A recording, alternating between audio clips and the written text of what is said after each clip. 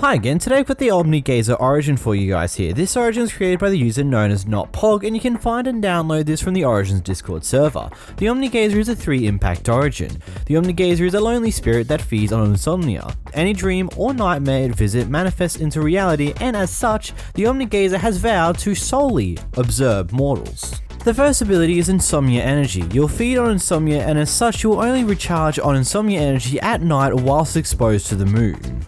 This process starts the moment it becomes like nighttime, where the moon's starting to rise up and the sunset's just finishing off, and it pretty much starts immediately.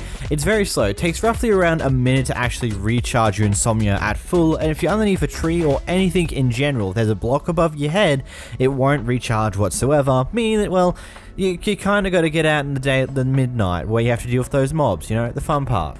Your next ability is Manifest. Pressing your secondary button will allow you to enter a ritual in order to change modes, Nightmare and Dream mode. If interrupted, you will be lit on fire and will not transform.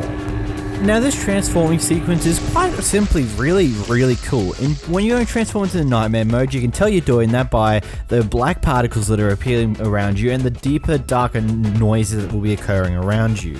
Once you go into Nightmare mode, your filters will go more black, more darker, more tingier than normal, and so on and so forth. When you're going into the Dream mode, you'll have more nicer sounding jittery noises that are a little bit more pitchier than before, as well as a bunch of purple and blue particles are floating around you.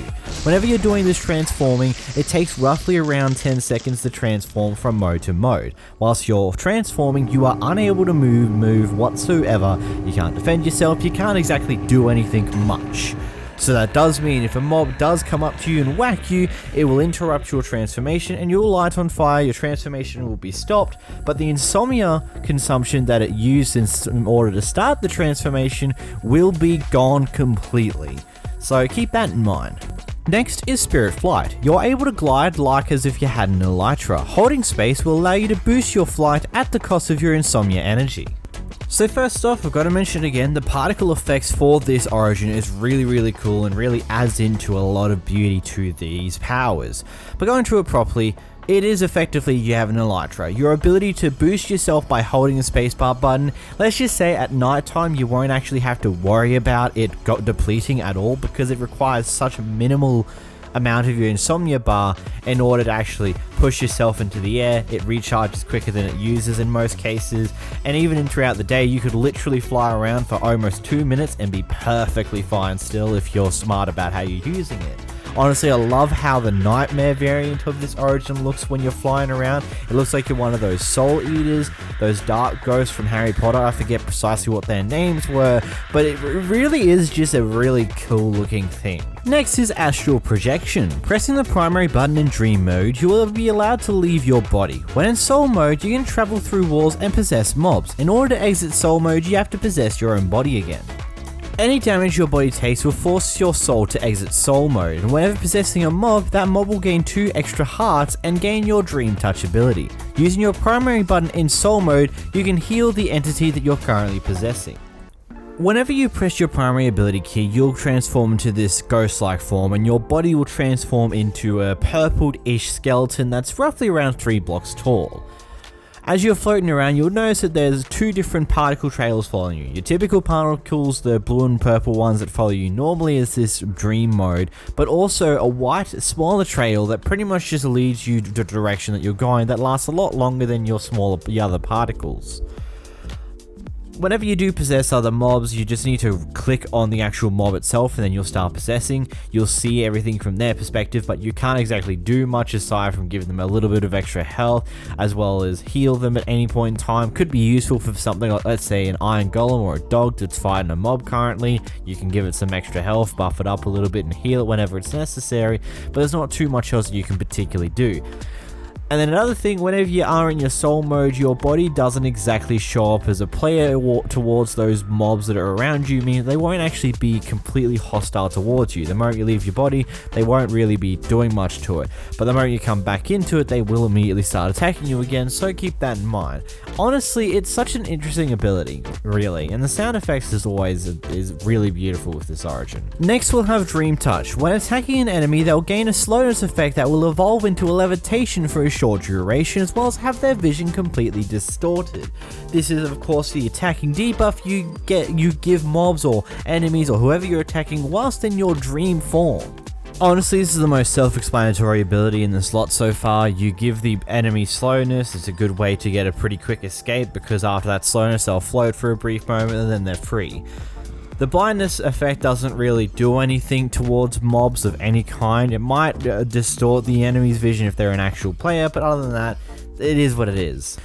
Next we have Nightmare Touch. When attacking an enemy, they will be afflicted with darkness followed by a faint attack. This is basically the dark mode or the nightmare mode variation of your attacking debuff.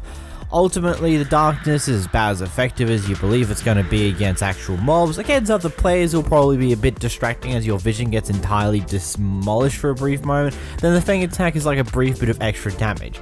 It might be the thing that finishes off the person you're fighting. It might just be something that's a null and void. Ultimately, I feel like it's about as effective, except for it doesn't give you the slowness instead of it does damage. Ultimately, they're both just abilities. Next we have Claustrophobia. By pressing your primary button in Nightmare mode, you are able to summon a cage of darkness, trapping anything that was within it. This ability is quite interesting to say the least. Now okay, so let's run it down. Once you press your primary ability button, it will develop this nice big black box. It's roughly about 6x6 in length. It's a pretty decent sized box, and anything that is within it will be stuck within it.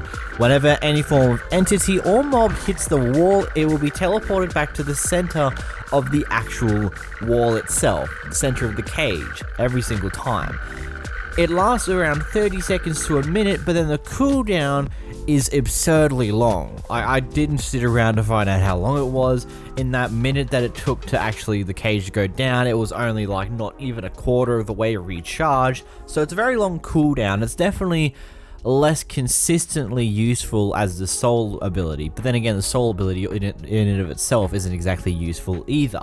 It's honestly an interesting thing. You can trap a bunch of people inside of a cage for a good 30-second period, which is a great way to get away. Let's say you're being hoarded by a bunch of zombies. You can press your primary ability button, run out of the cage, and just escape, and they can't do anything about it.